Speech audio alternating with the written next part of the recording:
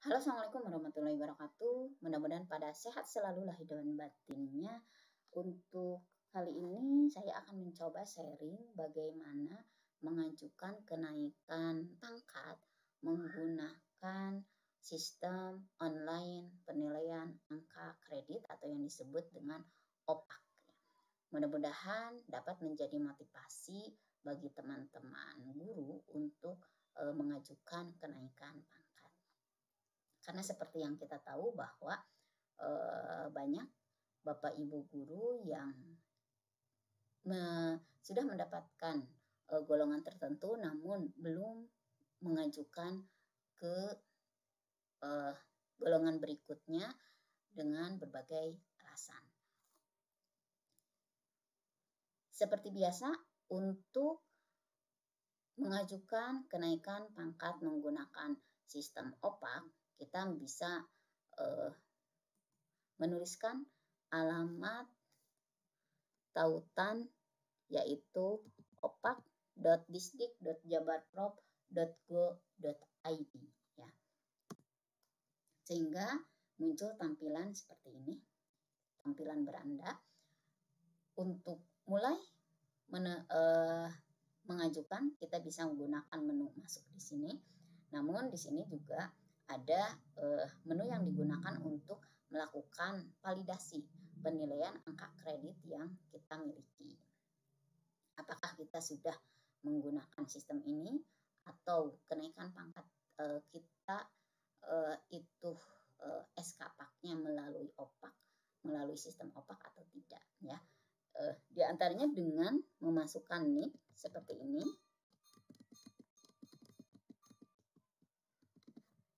Kita klik saja cari, maka akan muncul deskripsi tentang pegawai tersebut ya, baik NIP-nya, namanya, kemudian unit kerja, serta periode usulan dan statusnya ya. Berarti riwayat pengajuan kita ya. Contoh misalkan pegawai ini mengajukan kenaikan melalui OPAK pada bulan November 2018 namun statusnya ditolak ya. Di antaranya waktu itu karena pada pengajuan saat itu mengajukan PKG pada tahun yang sedang berjalan, sedangkan kita tahu bahwa PKG itu adanya bulan November ya. Kemudian bulan Juni tahun 2019 mengajukan lagi dan PAK-nya itu diterima. 2 tahun berikutnya mengajukan lagi dan PAK-nya juga diterima ya. Sedangkan yang terakhir ini sebagai contoh yang kemarin dibuat ya. Di beranda ini juga ada sekilas tentang OPAK, apa itu OPAK ya, dan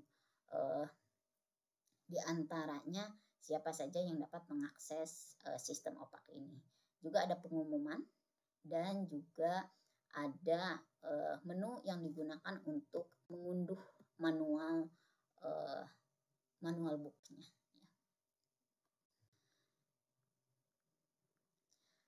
Adapun alur dari sistem OPAK seperti ini. Yang pertama, pengusul berarti pegawai mengakses tautan opak.disdik.jabarprov.go.id, kemudian menginput PAK terakhir. Jadi pertama kali kita harus menginput PAK terakhir, kemudian berikutnya baru kita input DUPAK ya, data usulan penilaian angka kredit ya. Apabila kita sudah menginput PAK terakhir dan DUPAK, maka kita berikutnya harus melakukan cetak DUPAK dan cetak bukti pendaftaran. Dan ini keduanya harus dilampirkan di berkas pengusulan kita.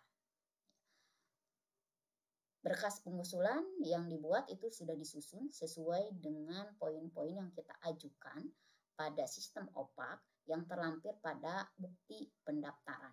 Ya, baiknya disusun urutannya sesuai dengan yang ada di bukti pendaftaran dan dilabeli untuk mempermudah penilai dalam memverifikasi dokumen pengusulan kita.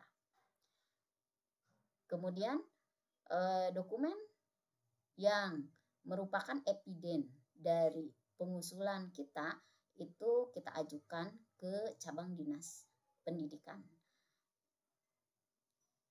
Sehingga cabang dinas itu menerima berkas usulan dan memverifikasi berkas dan datanya.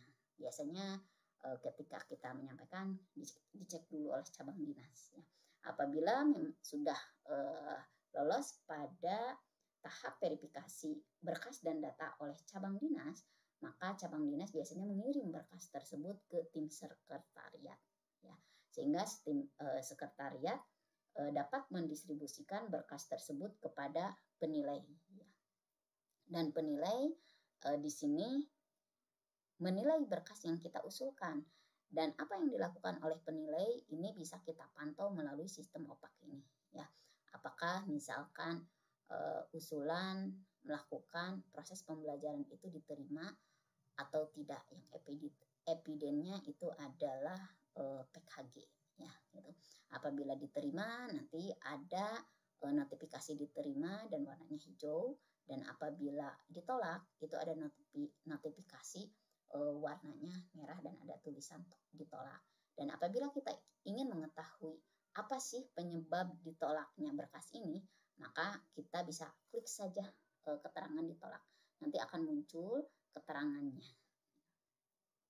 Nah, setelah tim penilai itu melakukan penilaian dan verifikasi data usulan pada sistem OPAK, maka berikutnya akan lanjut ke tim sekretariat. Tim sekretariat akan mencetak penetapan angka kredit guru, ya, yang artinya berarti dicetak SK PAK-nya. Dan kita sebagai pengusul itu dapat melihat langsung hasil proses penilaian PAK, ya, sehingga nilai yang ada di SK PAK nanti biasanya akan sesuai dengan nilai yang ada di sistem OPAK ini. Nah, ini diantaranya proses yang harus kita lakukan melalui sistem OPAK ini. Di beranda juga ada jadwal persidangan untuk tiap periode, ya. Di antaranya untuk sekarang itu untuk sidang bulan Juni tahun 2022, masa input di sistem OPAK yaitu DUPAK itu tanggal 18 April sampai dengan 22 Mei. Ya. Kemudian verifikasi cabang dinas itu tanggal 25 Mei 2022 sampai dengan 3 Juni 2022. Tim verifikasi sekretariat itu verifikasi oleh tim sekretariat pada tanggal 6 Juni sampai dengan 7 Juni 2022, dan proses sidang itu tanggal 8 sampai tanggal 18 Juni. Nah, terakhir di tampilan OPAK ini ada media yang digunakan untuk komunikasi antara pengusul dengan dinas, diantaranya dengan mengirimkan pesan yang ada di sini, ya. Dan juga ada pertanyaan-pertanyaan yang diajukan sebelumnya serta jawabannya. Kita coba lanjut input saja. Kita coba masuk ke sistem OPAK ini dengan klik masuk di sini, sehingga tampil seperti ini, ya. Tampilan login. Kita masukkan NIP dan passwordnya, kemudian kita klik masuk. Maka akan muncul tampilan beranda seperti ini. Ada beberapa menu di sini. Yang pertama tampilan beranda, di mana tampilan beranda ini akan menampilkan kategori, ya, kategori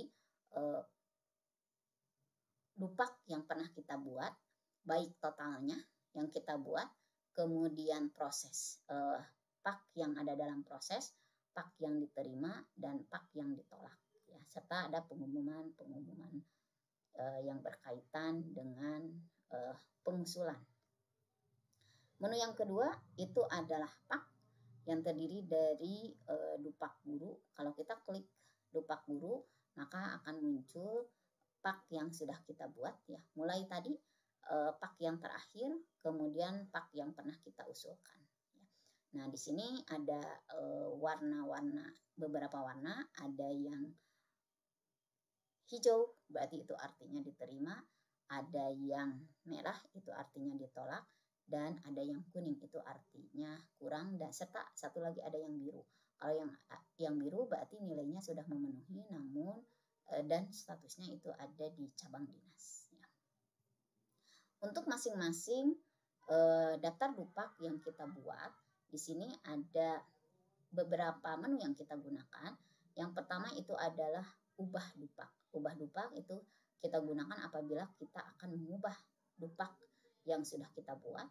Kemudian hapus dupak apabila kita ingin menghapusnya.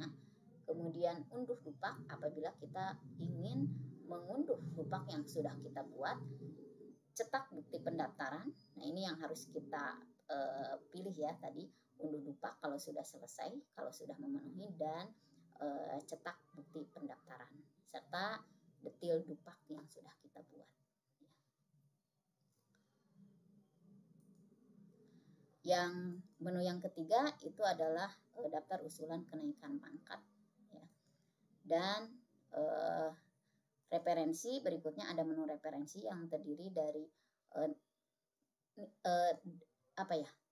angka kredit dari tiap poin yang kita usulkan ya. Serta ada menu dokumen ya. Dokumen berarti daftar dokumen persyaratan kenaikan pangkat kita ya, dan tadi ada untuk tanya jawab ya. Jadi sama seperti yang ada di depan. Nah, untuk yang dupak, satu hal yang perlu kita ingat mungkin bahwa untuk masing-masing pengusulan tiap golongan kita harus lihat di sini. Jadi untuk melihat apakah kita itu sudah bisa memenuhi atau tidak, itu bisa dilihat dari sini ya. Dari kumulatifnya. Kumulatifnya apabila kita mengisi dari awal sampai akhir maka akan ada seperti ini. Yang pertama itu angka kredit yang diperoleh, yang kedua itu angka kredit yang wajib diperoleh. Nah, kalau kelebihan atau kekurangannya berwarna hijau untuk masing-masingnya, baik itu untuk angka kredit kumulatif, untuk pengembangan diri maupun untuk publikasi ilmiah atau karya inovatif, serta untuk yang persentase unsur utama dan unsur penunjangnya berwarna hijau semuanya, maka berarti insya Allah kita akan lulus ya. Itu apabila rekapitulasi hasil penilaiannya juga sama hijau seperti ini, karena tidak menutup kemungkinan ketika kita mengajukan di sini hijau semuanya, namun ternyata setelah rekapitulasi penilaian oleh penilai ternyata di sini ada yang berbeda ya. Misal pas untuk angka kumulatif sudah tercapai semuanya, tapi untuk pengembangan diri dan publikasi ilmiah nilainya masih kurang, masih ada warna merah, maka otomatis kita tidak bisa naik golongan. Artinya di sini tidak akan muncul keterangan selamat Anda lolos ya gitu. Jadi itu gitu ya. Nah, untuk yang 3A ke 3B untuk nilainya kan minimal 150 yang wajib diperoleh, pengembangan dirinya itu 3, dan publikasi ilmiahnya itu 0 ya gitu. Jadi artinya kalau nilai angka kredit kita sudah lebih dari 150, namun pengembangan diri kita itu masih kurang dari 3, maka otomatis di sini warnanya merah, maka otomatis kita tidak bisa dikatakan lulus ya gitu kalau dari hasil penilaian angka kredit. Begitupun untuk yang golongan 3B ke 3C ya. Untuk golongan 3B ke 3C juga sama seperti itu, seperti ini ya. Kita lihat di rekapitulasinya. Jadi kalau misalkan dari hasil rekapitulasi penilaian dari tim penilai, angka kredit yang harus diperoleh untuk 3C minimal 200 ya. Ternyata ada kelebihan di sini 48 ya. Kemudian pengembangan diri yang harus diperolehnya 3, ternyata yang diperoleh 5, berarti ada kelebihan juga 2 gitu. Publikasi ilmiah yang harus peroleh itu adalah 4. Ternyata di sini yang diperoleh itu 7. Berarti di sini juga ada kelebihan ya. Sehingga persentase unsur minimalnya itu 0,992 dan untuk unsur penunjangnya itu adalah kurang dari 10%. Ya, kurang dari 10%. Sehingga ini bisa dikatakan lulus. Makanya ada keterangan selamat Anda lolos ya, gitu. Nah, itu yang harus diperhatikan. Untuk 3A ke 3B tadi pengembangan dirinya cukup 3 saja, publikasi ilmiahnya tidak ada juga tidak jadi masalah. Tapi 3B ke 3C itu publikasi ilmiahnya minimal harus 4. Ya, pengembangan dirinya itu harus 3, itu harus terpenuhi gitu. Nanti untuk yang 3C ke 3D juga sama seperti itu ya. Kita lihat di rekapitulasinya di sini. Nah, pengembangan dirinya sama 3 yang harus diperoleh. Namun publikasi ilmiahnya itu 6 ya, 6. Tapi di sini untuk 3C ke 3D wajib ada minimal 1 buah PTK. Sedangkan untuk yang sebelumnya 3B ke 3C boleh tidak menggunakan PTK. Jadi boleh menggunakan apakah karya inovatif, misalkan modul, makalah, dan yang lainnya. Tapi dari 3C ke 3D dan seterusnya itu wajib ada PTK. Meskipun PTK-nya itu hanya 1. Jadi artinya yang nilai publikasi ilmiah itu tidak mesti semuanya itu adalah PTK. Nah, itu diantaranya mungkin sebagai pembuka.